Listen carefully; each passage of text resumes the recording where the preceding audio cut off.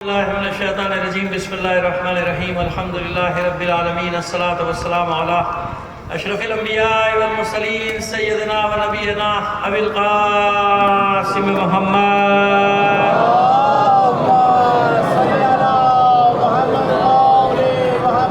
وآلہ الطیبین الطاہرین المعصومین ولعنۃ اللہ علی اعدائہم مجمعین من الان الی قیام یوم الدین اما بعد فقد قال الله تعالى في كتابه المبين وهو أصدق القائلين وقوله الحق بسم الله الرحمن الرحيم إن الذين قالوا ربنا الله ثم استقاموا تتنزل عليهم الملائكة ألا تخافوا ولا تحزنوا وابشروا بالجنة التي كنتم توعدون صلوات بجی محمد علی محمد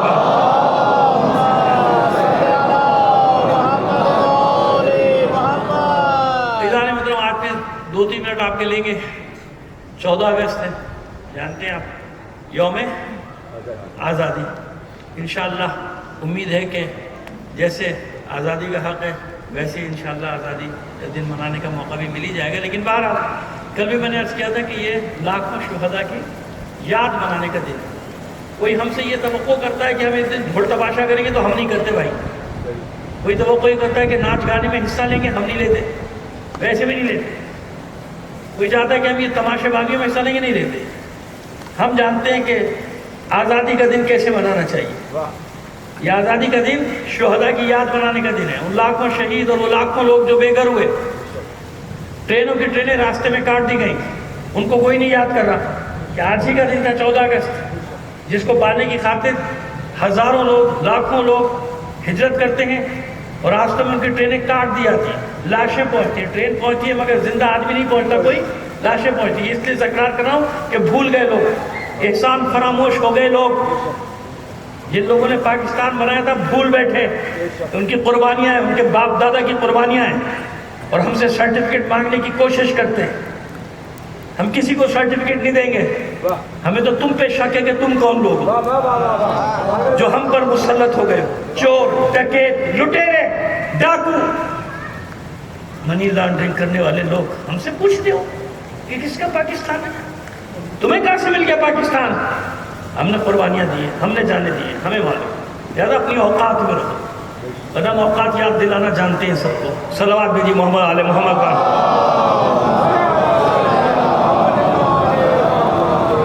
ہم جانتے ہیں ہمارا خون بہا ہے، ہم نے سب کچھ چھوڑا ہے اس ملک کی خاطر۔ ہم جانتے ہیں کہ حفاظت کیسے کرنی ہے، وہ بھی ہم جانتے ہیں۔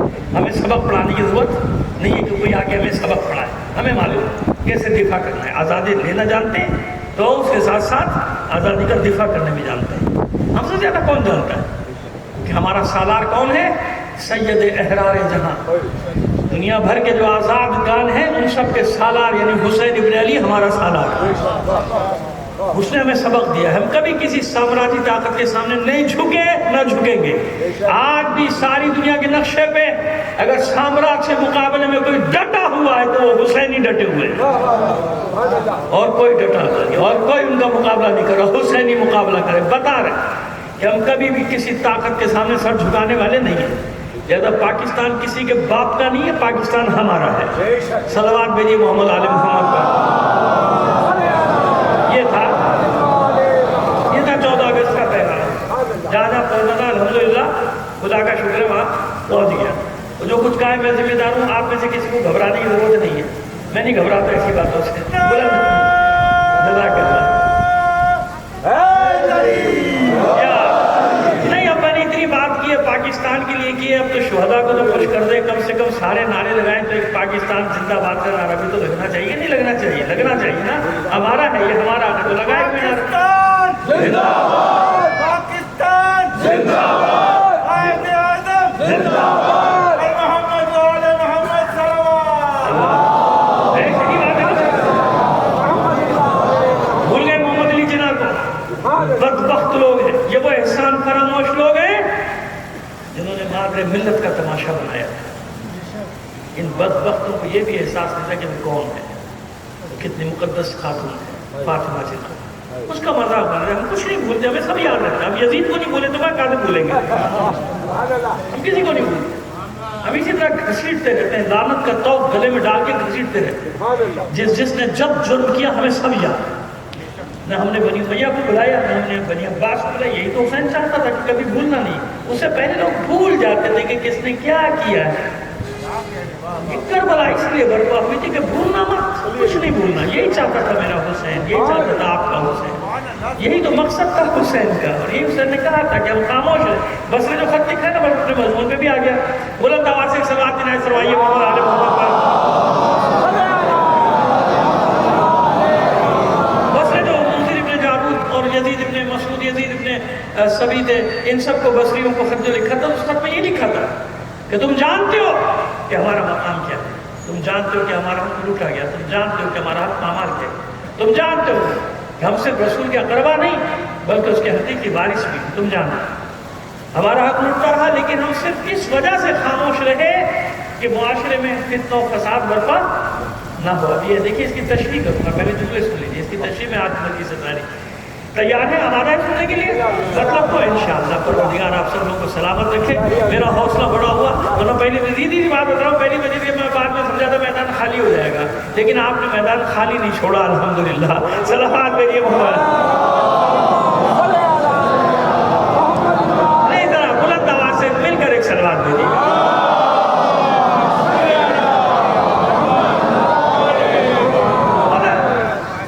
سمجھایا نا اس خط میں بھیجا، اس خط میں لکھا بس نہیں. اب اس کی تشریح کرتے ہیں، لیکن پہلے جملے سن لیجیے. خط میں لکھا کہ تم جانتے ہو کہ ہمارا حق تھا، لوٹا گیا، پامال ہو گیا، لیکن ہم خاموش رہے. ہم اس لیے خاموش ہو گئے کہ معاشرے میں فساد نہ ہو، مومنین میں انتشار نہ پھیلے، مسلمین میں انتشار نہ پھیلے. اچھا تو پھر اب قیام کیوں کیا؟ اب بھی خاموش ہو جاتے نا. سوال ہے نا، اب کیوں خط بھیج رہے ہیں؟ اب کیوں قیام کا اعلان کر؟ نہیں، یہی تو مسئلہ ہے کہ اب یہ معلن بالفیس. اب تک جو ہو رہا تھا، اسلام کا لبادہ سامنے ڈالا ہوا تھا، اسلام کی نقاب اوڑے ہوئے تھے. لوگ یہی سمجھتے تھے کہ بڑے متقی ہیں، بڑے پرہیزگار ہیں، بڑے ایمان والے ہیں، بڑے اسلام والے ہیں. دیکھ لیا تھا نا لوگوں نے. اب جو کچھ ہو رہا تھا وہ علیہ اعلان. کیا مطلب علیہ اعلان؟ یاد رکھیے اس وقت جو بھی تخت خلافت پر بیٹھتا تھا وہ جانشین رسول کہلاتا تھا یا سمجھا جاتا تھا. کیا کہلاتا تھا؟ خلیفۃ الرسول. خلیفۃ الرسول. اسی لیے عوام الناس خاموش رہتی تھی، کوئی آواز نہیں نکالتا تھا، احتجاج نہیں کرتے تھے. کیوں بھائی؟ کچھ بھی ہے، مسند رسالت پہ بیٹھا ہے. کہاں بیٹھا ہے؟ مسند خلیفۃ الرسول میں. جیسے آج بھی ادھر بھائی رہنے دو، جہاں بیٹھا کہاں ہے بھائی؟ یہ تو دیکھو نا، ممبر رسول پہ بیٹھا ہو. خدا کے بندے، ممبر رسول میں تو پتہ نہیں کون کون کہاں بیٹھا ہے. نہیں، یہ لکڑی کے ٹکڑوں کا احترام نہیں ہوتا، بیٹھنے والے کو دیکھا جاتا ہے کہ وہ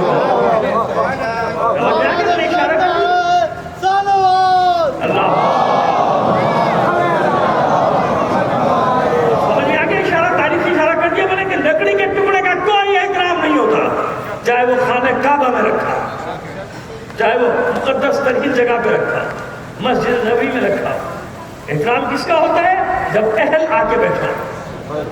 اور جو اہل ہے اس کے لیے مسجد نبی کا ممبر نہیں، وہ کسی پتھر پہ بھی کھڑا ہوگا تو ممبر رسول ہے.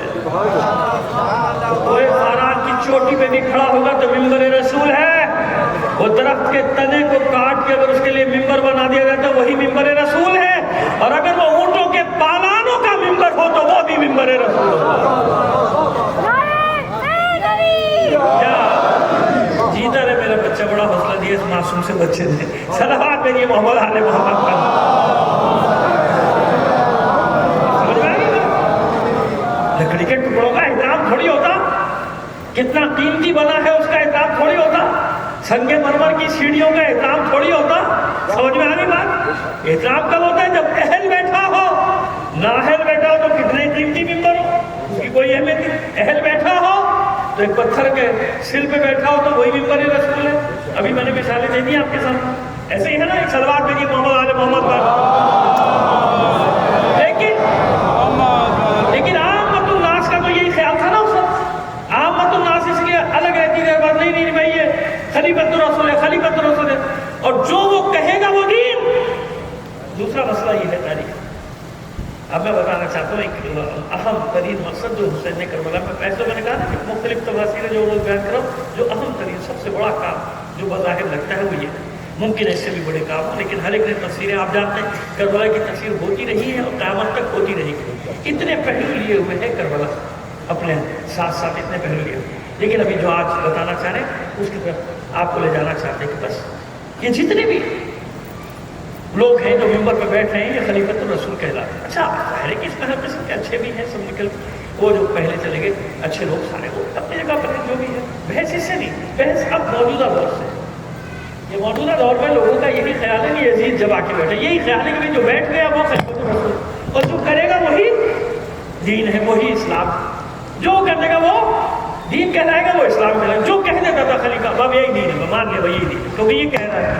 تو اب تک جو پہلے ہو رہا تھا تو بظاہر ظاہری اسلام تو تھا نا, ظاہری اسلام تو تھا کہ بھائی چلو جو بھی ہو رہا ہے اس کو کہتے ہیں, کیونکہ لبادہ ظاہر میں اسلام کا ڈلا ہوا تھا سب کے ذریعے. اب جب یہ یزید آیا تو اس نے لبادہ کو اتار کے پھینک دیا, اس نے حلال کو حرام, حرام کو حلال کر دیا. کتوں بندروں سے کھیلنے والا, شارب الخمر شراب پینے والا, وقاتل النفس المحرمہ, یہ محترم محرم بھی صحیح یاد رکھیے گا, نفس محترمہ کا بھی قاتل اور نفس المحرمہ یعنی جن کے قتل کو حرام قرار دیا گیا ان کو حرام کرتا تھا, یعنی ان کا قتل کیا جانا حرام ہے. سمجھ گیا نا کہ بے گناہوں کا قتل. قاتل النفس محترمہ بھی صحیح ہے اور محرمہ دونوں الگ الگ, دونوں لفظ کے مختلف مقام پر, کوئی پریشانی کی بات نہیں. یہ قتل کرنے والا لوگوں کو معلن بالفسق علی الاعلان فسق کرتا ہے. یعنی اب لوگ دیکھ رہے ہیں کہ کر کیا رہا ہے خلیفہ, اب جو خلیفہ کر رہا ہے وہ اسلام وہی لوگ کریں گے نا, وہی کریں گے. خود کو جمعہ پڑھا دے, لوگوں نے صبح کی 2 کی 4 پڑھا دی, انہوں نے کہا یہ کیا کیا تم نے 4 رکعت پڑھائی, بولا اور پڑھا دوں گا میں تو. تاریخ ہے بھائی, دیکھ لیجیے. اور کیا اور پڑھا دوں 2-4. اب ایسے بدبختوں کو کچھ کہو, کہہ رہا ہے بھائی یار کٹو میرے ابا کے خلاف بات کرو, تو تیرے سارے باپ دادے ایسے تو میں کیا کروں بھائی. اب کیا کریں, کہ جتنے اہل بیت کے دشمن ہیں سب میرے دوست ہیں بھائی. جس کی بات ولید ابن عتبہ کی بات ہے, ارے بھائی ولید ابن عتبہ کو کہہ دیا ایف آئی آر کاٹو, تو خدا کا شکر ہے اتنا تو ہو گیا کہ اس کے بہانے تیرے ابا دادا کا تو پتہ چل گیا. صلوات بھیجی محمد آل محمد پر.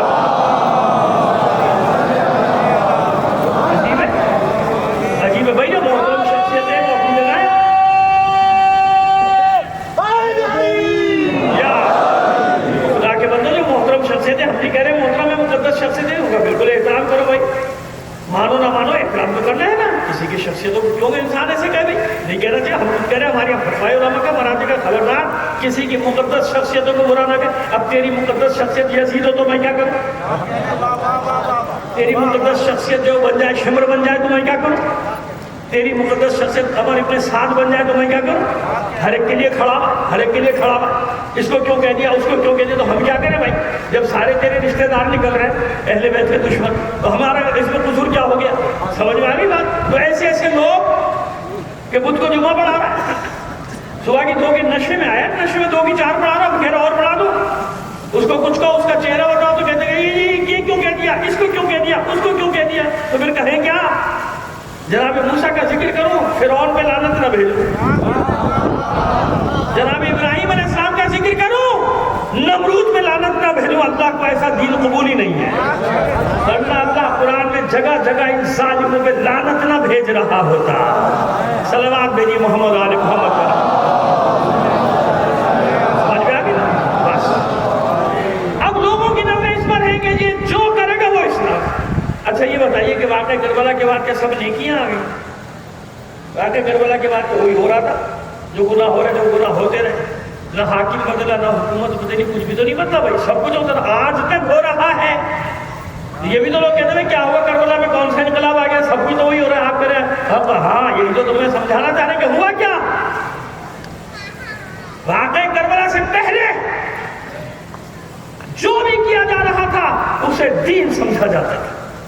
کیا سمجھا جاتا تھا, یعنی خلیفہ جو کچھ بھی کرے, حاکم جو کچھ بھی کرے وہ دین ہے.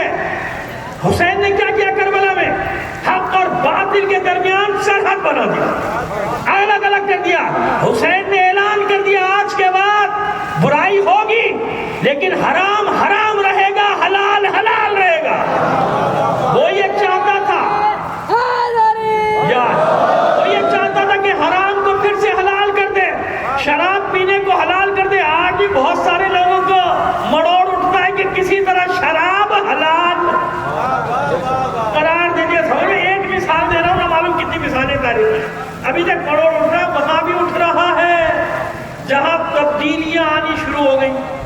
وہاں بھی اٹھا ہے، وہاں بھی لوگوں نے سوال اٹھانا شروع کر دیا، نہیں نہیں نہیں، اس قسم کی شراب حلال ہے، اس قسم کی حرام ہے، میریاں بنے تو حلال ہے، وہاں سے آئے تو حرام۔ سمجھ گئے؟ یہ ابھی شروع ہو گئے بحث، آپ دیکھتے ہوں گے سوشل میڈیا پہ آ رہے سارے بحث تو ہے نا اپنا، لیکن کسی کی ہمت نہیں ہو رہی کیسے حلال قرار دیتے۔ کیوں؟ کربلا میں حسین نے یہی تو کیا کہ میرے نانا نے جو حرام کر دیا قیامت تک حرام، میرے نانا نے جو حلال قرار دے دیا وہ قیامت تک حلال ہے۔ تو کیا کیا؟ حد بندی کر دی، ہوگی برائی لیکن برائی کہہ کے ہوگی، یہ نہیں ہوگا کہ اسلام میں جائز ہے۔ صلوات بھیجیے محمد آل محمد پر۔ ایک بات یہ بھی ایک بات ہے کہ حلال محمد قیامت تک حلال اور حرام محمد قیامت تک حرام رہے گا۔ دوسری چیز، دوسری بات کیا کی جس کو آپ کو یہاں تک لانا چاہتا تھا، جو بھی بیٹھتا تھا کیا کہلاتا تھا؟ خلیفۃ الرسول، ایسے ہے نا۔ اور سنو، آزادی پسند لوگوں دنیا کے، حسینی جہاں بھی ہے نا وہ حریت پسند ہے، یاد رکھیں، حریت پسند، آزادی پسند حسینی۔ سنو، چیلنج ہے یہ بھی میرا، ریکارڈ ہوئی گا، تاریخی بات کر رہا ہوں۔ کربلا سے پہلے احتجاج کی کوئی شکل و صورت تھی ہی نہیں، کسی کو نہیں معلوم تھا کہ احتجاج کیسے ہوگا، بغاوت ہوتی تھی۔ کیا ہوتا تھا؟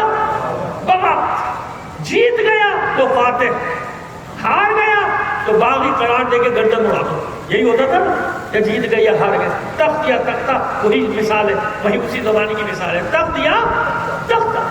بغاوتیں ہوتی تھی، مصر ہو، یونان ہو، کہیں کی سرزمین ہو، روم ہو، قیصر کسریٰ ہو، اس سے پہلے کی زبان، کوئی بھی زبان ہو، بغاوت ہوتی تھی۔ بغاوت کامیاب ہوئی تو یہ ہیرو وہ ویلن، بغاوت ناکام ہوگی تو بغاوت کرنے والا ویلن وہ ہیرو، یا یہ ان کی گردنیں اڑا دیتے تھے یا وہ ان کی گردنیں اڑا۔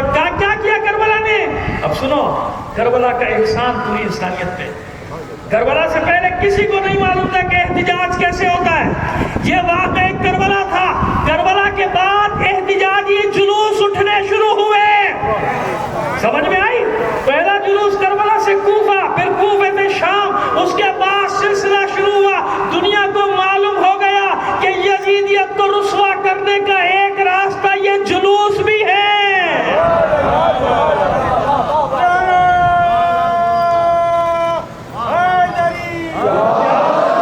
جلوس ہے نا، کیسے بجلی گراتے، ہر کوئی کہتا ہے جلوس کی شرعی حیثیت لا، جلوس کی شرعی حیثیت لا۔ کیوں؟ رسول کے زمانے میں تو تھی نہیں، تو بھی تو نہیں تھا، تو بھی تو سب سے بڑی بدعت ہے، تو کہاں سے آ گیا؟ یعنی اتنا عقل، اتنا سینس نہیں ہے کہ جب زمانہ آگے بڑھتا ہے تو اصطلاحات آگے بڑھتی ہیں، زمانہ آگے بڑھتا ہے تو صورتحال کے تحت حلال و حرام کے دائرے میں رہتے ہوئے چیزیں آگے بڑھتی ہیں۔ تو یہ احسان ہے حسینیت کا کہ احتجاج کا سلیقہ اس کے بعد دنیا نے سیکھا کہ ایک طریقہ یہ بھی ہے کہ ہر سال یزیدیت کا جلوس ہے نا، سمجھ میں ہر بات، یہ جلوس یزیدیت کے خلاف احتجاج احتجاج احتجاج، اسی لیے یزیدیت جہاں بھی ہو پہلا اٹیک جلوسوں پہ کر دیں گے، کسی طرح اس احتجاج کو تو روکو، یہ نہیں رکتا، یہ نہیں رکتا ایسا۔ وہ جناب شعر ہے، بہت اچھا شعر ہے کہ ایک سوال بھیجیے محمد آل محمد کا۔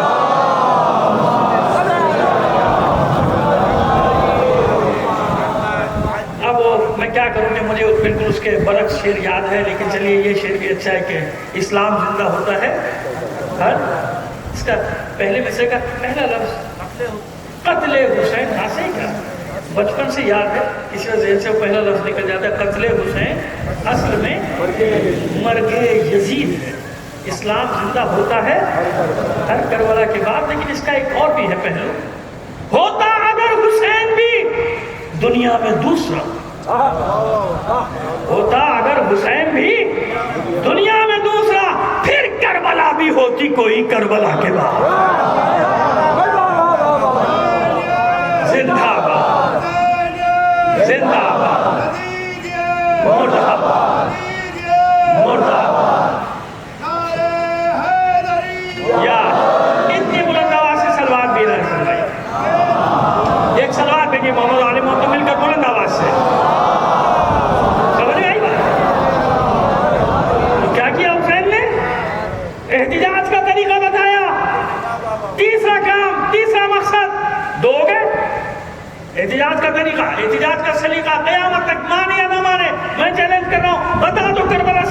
احتجاج کا ہی بغاوت ملے گی، احتجاج نہیں ملے گا، احتجاجی ریلیاں نہیں ملیں گی، احتجاجی جلوس نہیں ملیں گے۔ یہ کیا ہے عاشورہ؟ احتجاج احتجاج احتجاج، ظلم کے خلاف احتجاج ہے۔ اس لیے دنیا ظالم کے ساتھ ہی چاہتے ہیں کہ یہ آواز بند ہو جائے۔ یہ آواز بند نہیں ہوتی، یہ آواز ہوتی نہیں ہے۔ کیوں؟ اللہ اور حسین کا معاملہ ہے۔ ہم ٹھیکیدار تھوڑی ہیں، ہم ذمہ دار تھوڑی ہیں، ہم تو اپنا ثواب لے رہے ہیں اپنے حصے کا۔ بھائی ہم نہیں تھے، نہیں ہیں، نہیں رہے، کوئی بھی نہ ہو، یہ ذکر، یہ حسین، اللہ، عبد اور معبود کا معاملہ۔ تیسری بات، یہ دو سمجھ میں آگئی بات ہے۔ تیسرا کیا کیا؟ میں نے کیا بتایا تھا؟ خلیفۃ الرسول، خلیفۃ الرسول، خلیفۃ الرسول۔ کربلا میں کیا کیا حسین نے؟ آمریت کو، ملوکیت کو، ڈکٹیٹرشپ کو اسلام سے الگ کر کے ہمیشہ کے لیے پھینک دیا۔ ثبوت، دلیل، کربلا کے بعد حاکم بنے، بادشاہ بنے، سب کچھ بنے، خلیفۃ المسلمین بنے۔ کسی حاکم میں کربلا کے بعد جرت نہیں ہوئی کہ اپنے آپ کو خلیفۃ الرسول کہلا دیتا۔ ہوئی کسی میں جرت؟ ہوئی کسی میں ہمت؟ آج تک بڑے بڑے آئے، یہاں بھی آئے تھے بڑے بڑے چیمپئن، خلیفۃ المسلمین بھی بن کے آئے تھے، ولی الامر بھی بن کے آئے تھے، ہماری وہ بہت ساری مذہبی جماعتیں۔ مجھے یاد ہے، میں نے کہا نا بھولتے کچھ نہیں ہیں۔ اسی کراچی میں سن 77 کے بعد بڑی بڑی ہولڈنگز لگی ہوئی تھی اور آیت لکھی ہوئی تھی اطیعوا اللہ و اطیعوا الرسول و اولی الامر منکم۔ آپ کو تو نہیں یاد ہے، جن کے 80 سال ہوئی انہیں تو نہیں یاد ہوگا، ہمیں تو یاد ہے بھائی، ہم نے تو پڑھی ہے خود اور بار بار پڑھتے تھے، خون کھولتا تھا، کیا لکھا ہوا ہے اس نے، ترجمہ کیا لکھتے ہیں؟ کیونکہ وہ ان کی پسند کا حاکم تھا نا، اپنی پسند کا نہ ہو تو عامر، پسند کا ہو تو امیر المومنین۔ تو وہ کیونکہ ان کی پسند کا تھا، اس نے وزارتیں دی، اس نے دہشت گردوں کی پنیری لگائی، اس نے پاکستان کا یہ بیڑا غرق کرنے میں، یہاں تک پہنچانے میں سب سے زیادہ بڑا کردار اسی کا تھا، اسی کا تھا، یاد رکھنا، بھولنا مت۔ وہی ہے سب سے بڑا مجرم اس پاکستان کا، ضیاء الحق، یاد ہے؟ وہی، بھولنا مت کبھی اس کو، وہی سب سے بڑا مجرم، اسی نے یہاں تک پہنچایا آج۔ تو اس کی حمایت میں بڑی بڑی مذہبی جماعتوں نے ہولڈنگ پہ لکھا ہوتا ہے یا ایھا الذین آمنوا اطیعوا اللہ و اطیعوا الرسول و اولی الامر منکم۔ تو ایمان والو، اللہ کی اطاعت کرو، رسول کی اطاعت کرو اور حاکم وقت کی۔ کیسے بدبخت ہو تم لوگ! وہ حاکم وقت تمہاری پسند کا ہو تو ٹھیک، اس کے بعد تمہاری پٹائی کرنے والا آ جائے تو غلط، پھر کہا گیا حاکم وقت۔ یہی وہ لوگ تھے جنہوں نے انگریزوں کی سامراجی حکومت کو قائم رکھنے کے لیے اسی آیت کو استعمال کیا تھا کہ حاکم وقت اس کی اطاعت کرو۔ انگریزوں کی حمایت میں بھی یہی آیت لکھی گئی، پڑھ لیجیے گا تاریخ، میں نے کہا نا میں نہیں بھولتا، مجھے یاد۔ اولی الامر کا معنی کیا تھا؟ حاکم وقت، اپنی مرضی کرتے، اب نہیں کرتے بھئی، ابھی تو کرو نہیں، ابھی تو حکومت میں نہیں ہے نا، اب چاہیے تو دوڑ رہے بھاگ رہے کہ کتنا حکومت ملے، اب کیسے کہیں گے حاکم ہے؟ خیر، ہمیں نہ اس سے غرض تھی نہ اس سے غرض ہے۔ خدا کا شکر ہے، ہمارا حاکم جو ہے ہم اسی کی اطاعت میں ہیں اور انشاءاللہ آخری سانس تک اسی کی اطاعت میں رہیں گے الحمدللہ۔ صلوات بھیجیے محمد آل محمد پر۔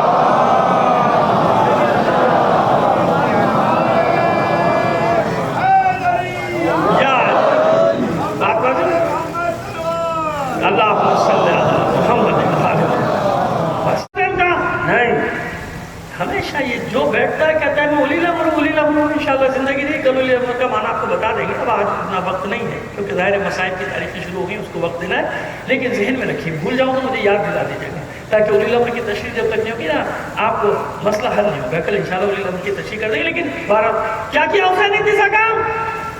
یہ ڈکٹیٹرشپ، یہ آمریت، یہ ملوکیت، اس کو اکھاڑ کے پھینک دیا کہ اس کا اسلام سے کوئی تعلق نہیں۔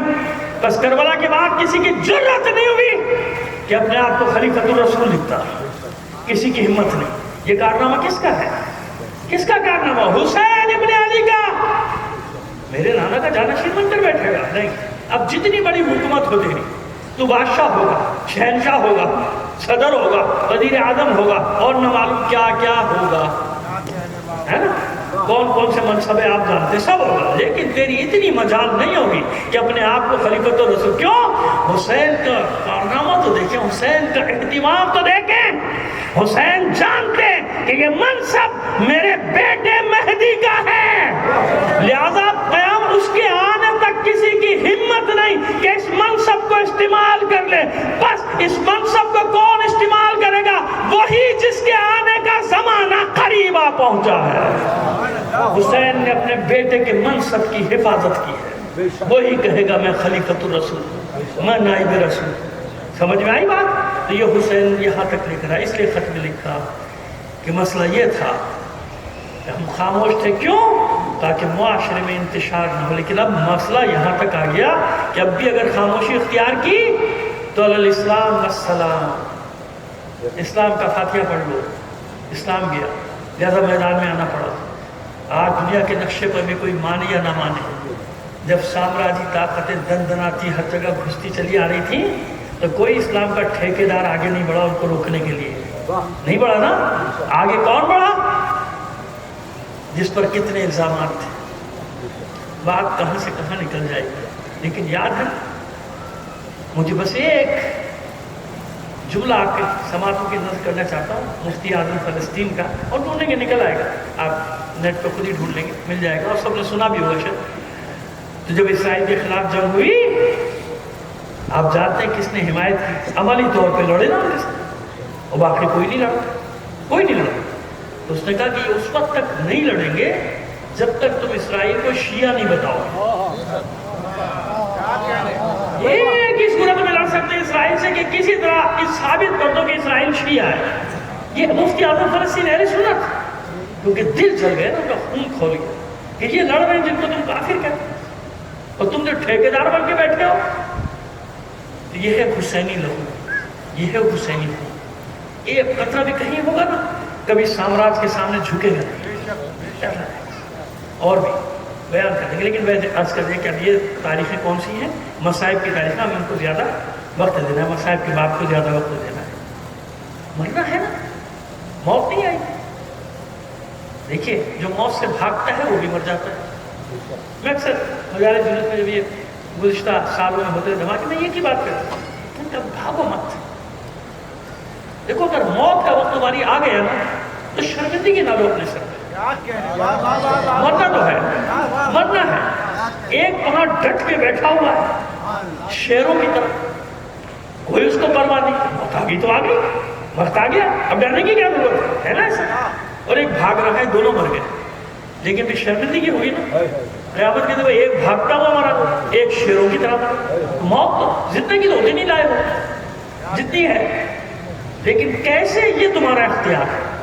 زندگی بڑھانا کم کرنا تمہارا اختیار نہیں ہے، لیکن موت کی کیفیت میں تمہارا اختیار. کس نے بتایا تھا کیفیت میں اختیار ہے؟ جب حسین شب عاشور تمام انصار کو ان کے مقام ہے شہادت دکھا رہے تھے. یہاں تم شہید ہو، یہاں تم شہید ہو، یہاں تم. ایک بچہ ہے 13-14 سال کا. تسلی سے آج میں نے اسی لیے وقت لیا ہے کہ میں کچھ دیر تک پڑھوں. شہزادے حسن کا تذکرہ، شہزادے حسن مجتبیٰ کے لال کا تذکرہ کچھ دیر تک کروں. بار بار سامنے آتا ہے حسین کے، شاید میرا نام آ جائے، شاید میرا نام آ جائے. مسائل کو ایسے ہی سن کے نہ چلے جائے کیجیے. میں اس لیے تھوڑا روک کے پڑھ رہا ہوں تاکہ سمجھ کہ کیریکٹر کیا ہے، یہ کردار کیا ہے، کس قسم کے لوگ تھے کربلا میں حسین کے ساتھ. ایسے تاریخ جمع ہی نہیں کر سکتی ایسے لوگ.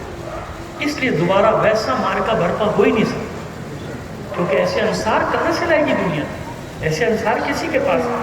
بچہ بار بار سامنے آتا ہے، بار بار سامنے آتا ہے. جب اس بچے نے دیکھا کہ میرا نام لے ہی نہیں، شہداء میں سب کے نام آ رہے ہیں، میرا نام ہے، تو آخر سامنے آ کے بول پڑا، چچا جان کیا شہداء کے دفتر میں میرا نام نہیں ہے؟ آپ سب کے مقام بتا رہے، سب کے نام بتا، میرا نام ہی نہیں آ رہا. حسین نے بڑی حسرت سے دیکھا اس شہزادے کو کہ بیٹا موت کیسی ہے تیرے نزدیک؟ آپ اکثر ایصال ثواب کی مجالس میں سنتے نا، وہ آیت 3 جگہ 3 مقامات پہ جملہ آیا ہے قرآن مجید میں، کل نفس ذائقۃ الموت. 3 جگہ سورہ آل عمران میں آیا، سورہ عنکبوت، سورہ انبیاء، یہ 3 آیات سوروں میں آیا ہے. اس کے بعد والے آیات کے حصے بدلتے گئے، لیکن یہ کل نفس ذائقۃ الموت. میں اکثر سوچا کرتا تھا کہ موت ہے، موت کا ذائقہ سے کہتا ہے، لیکن نہیں. حسن کے 13 سال کے لال نے بتایا کہ موت کا ذائقہ کیا، ذائقہ بتایا. بیٹا موت کو کیسے پاتے ہو؟ حسین نے پوچھا. مسکرا کے کہتا ہے حسن کا لال قاسم چچا جان شہد سے بھی زیادہ شیریں، احلی من العسل، شہد سے زیادہ شیریں۔ ذائقہ بتا رہے حسن کا لال کہ موت باطل پر ہو تو کڑوی ہے، تلخ ہے، اور موت حسین کی محبت میں آئے تو شہد سے بھی زیادہ شیریں۔ اگر اس موت کی تکلیف ہوتی تو ہم سارے حسینی مسکرا مسکرا کر موت کو گلے نہ لگاتے۔ جانتے تھے حسین کے انصار، حسین کے اصحاب کہ موت شیریں، شہد سے زیادہ شیریں۔ تو حسین نے گلے سے لگا کر کہا میرے لال صرف تیرا نہیں، تیرے ننھے بھائی علی اصغر کا بھی نام۔ علی اصغر گھبرا کے قاسم، گھبرا کر گیا چچا جان کیا یہ اشقیاء خیموں میں آ جائیں گے؟ حسین نے تسلی دی نہیں میرے لال، خیمے میں نہیں آئیں گے، میں پانی پلانے کے لیے باہر لاؤں گا، ایک ظالم تیر سے خاتمہ کرے گا تیرے ننھے بھائی علی اصغر۔ حسین نے نہیں بتایا قاسم کو کہ میرے لال جس بات کا تجھے اندیشہ ہے وہ صرف خیمے میں آئیں گے نہیں بلکہ خیموں کو لوٹ کے جلا بھی دیں گے۔ نہیں بتایا قاسم کہ صرف خیموں کو لوٹ کے جلائیں گے نہیں، تیری ماں بہنوں پھوپھیوں کے سروں سے چادریں بھی چھین لیں۔ نہیں بتایا قاسم کہ میرے لال صرف بے پردہ نہیں کریں گے بلکہ بازوں میں رسل باندھ کے کشا کشا بازاروں میں بھی پھرائیں گے۔ بچہ ہے نا قاسم، دیکھا نا آپ نے وہ ابھی یہی نہیں برداشت کر پایا تھا کہ چچا جان کیا یہ خیموں میں داخل ہو جائیں گے؟ مطمئن ہو گیا قاسم کہ نہیں، میرا بھائی اصغر میدان میں آئے گا پھر شہید ہوگا۔ واپس آئے صاحب سے شب عاشور کا واقعہ چل رہا ہے، شب عاشور کا خیمے میں آئے، ماں انتظار میں بیٹھی، میرے لال کچھ باتیں کر رہی، اب منظر عجیب ہے، دراز کھینچ قاسم سر ماں کی آغوش میں لیٹے ہوئے، سر ماں کی آغوش میں، بالوں میں انگلی اسے کنگھی، میرے لال دیکھ اگر تیرے بابا ہوتے نا وہ جانتے تھے کیا کریں، مجھ بیوہ کی لاج رکھ لے، میرے پاس کچھ نہیں سوائے تھے۔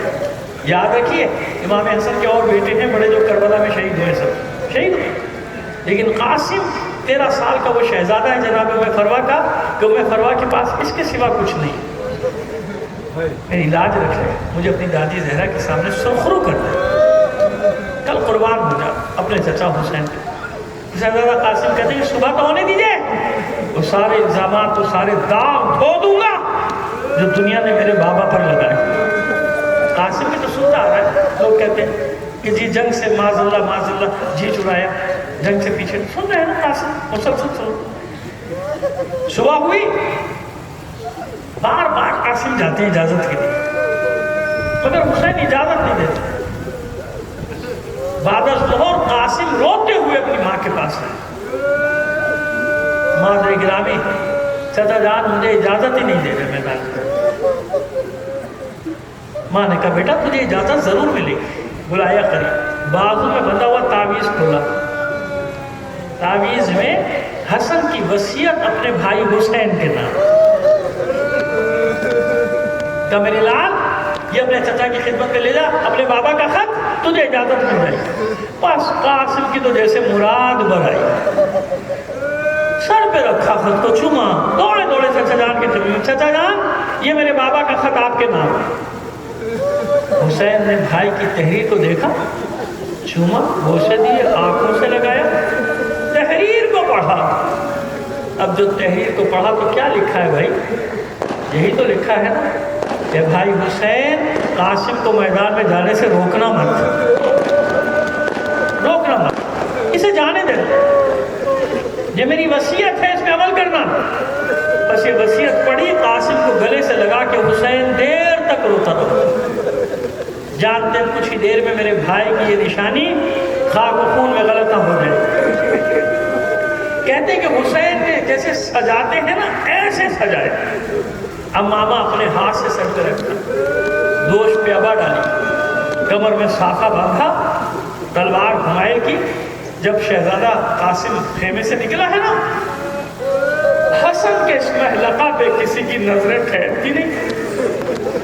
اتنا حسین قاسم، اتنا حسین، مبہوت ہو گئے تھے لوگ قاسم کے حسن کو دیکھ کر۔ علی اکبر نے باغ تھاما، دوسری باغ عباس نے۔ اتنا کم سن تھا قاسم کہ حسین نے کمر سے پکڑ کے اٹھایا ہے، گھوڑے پر بٹھایا۔ اتنا کم سن تھا حسن کا یہ لال کہ اس کے دونوں پیر رکابوں میں ٹکتے نہیں تھے، کبھی ایک طرف جھک کے اپنا توازن برقرار رکھتے تھے، کبھی دوسری طرف جھک۔ کربلا میں یاد رکھیے گا، پھر میں عرض کر رہا ہوں، تمام شہداء پہ میں جن کے نام موجود ہیں سب پہ میں کتابیں لکھ چکا، دونوں کے 2 حصوں میں کتاب میری آگے۔ آپ کو پھر بتا رہا ہوں کہ کربلا میں لڑ کر جو شہید ہوئے ان میں سب سے کم سن قاسم، سب سے کم سن قاسم، لڑ کر جو شہید۔ سوال، عباس نے بڑی حسرت سے دیکھا قاسم، میرے لال قاسم ہوشیار رہنا، دھیان سے، آنکھوں میں اشک ہے عباس کی، جانتے ہیں کہ اب قاسم واپس آنے والا نہیں۔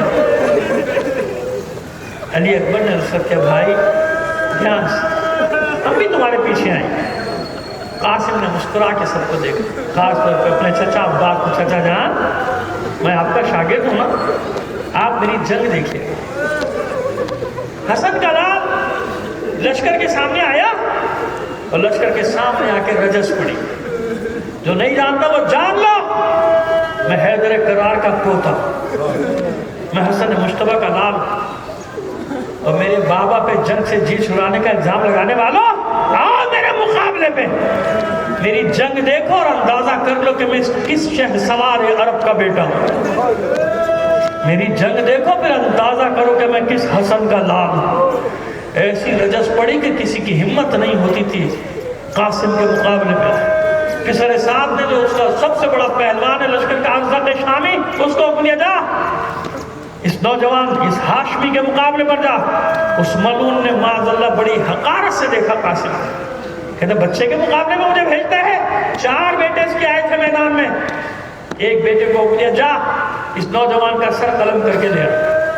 قاسم کے مقابلے پہ آیا، لوگوں پلک جھپکتے رہ گئے، قاسم نے ایک ہی بار میں گردن ایک طرف دھڑ ایک طرف، اور پھر پلٹ کر دیکھا اپنے چچا حسین کی طرف، عباس کی طرف۔ بچے جب کوئی کارنامہ کریں تو تعریف چاہتے ہیں، اپنے بزرگوں سے تعریف چاہتے ہیں، بس یہی انداز تھا قاسم کا۔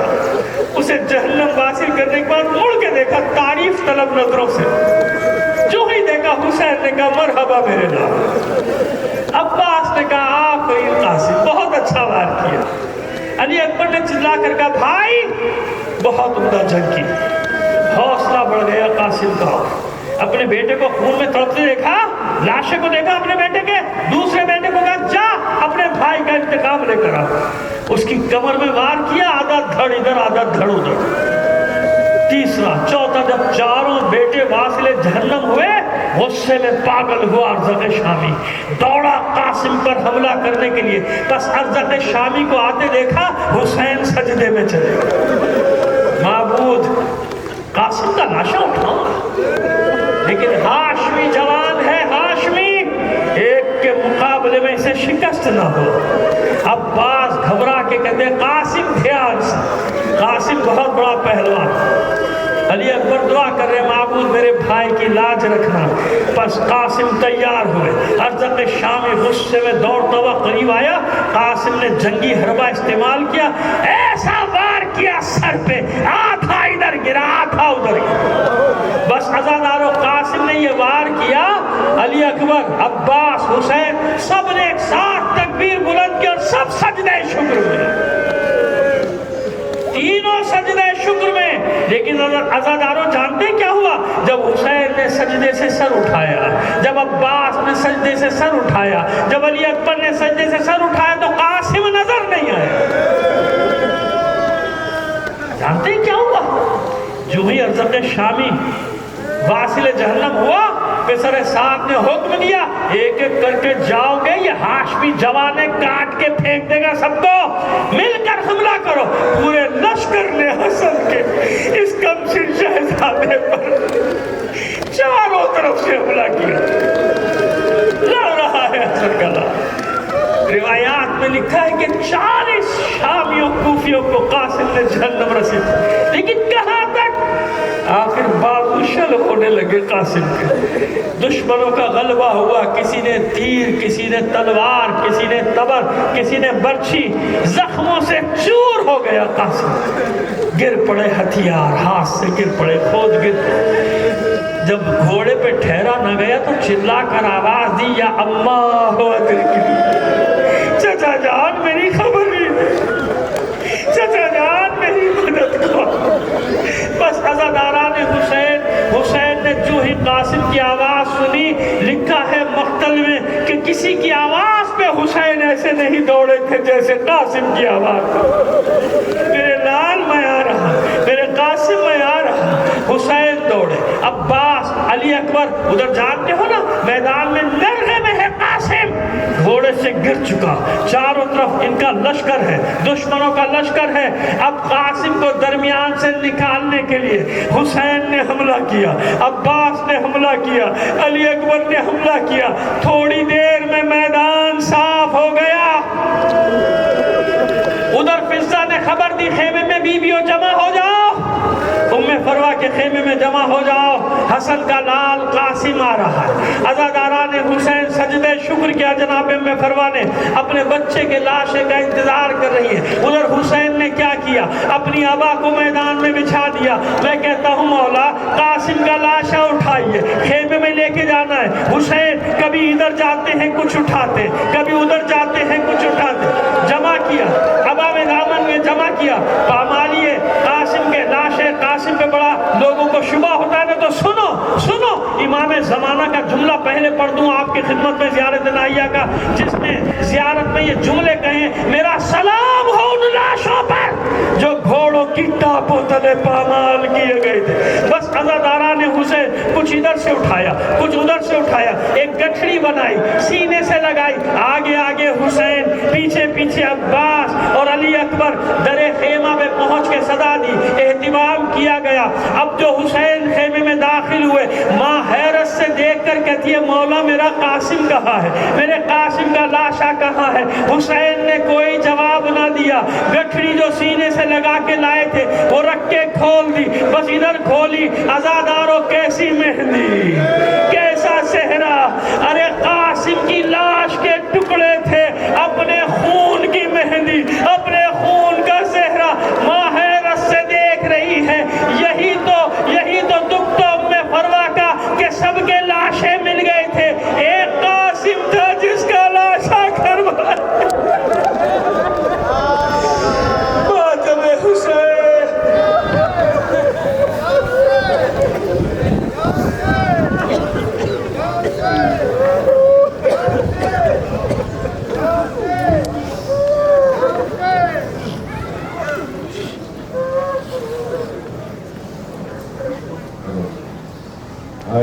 ہے قاسم ہے قاسم, ہے قاسم ہے قاسم, ہے قاسم ہے قاسم, ہے قاسم ہے قاسم, ہے قاسم ہے قاسم,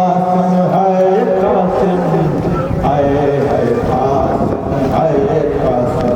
قیدی بن کر ہر بیوی اپنے پیاروں پہ ہوتی تھی جدا کر کے ماتم.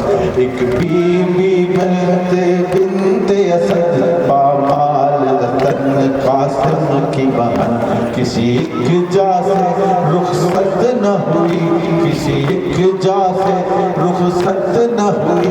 ٹکڑے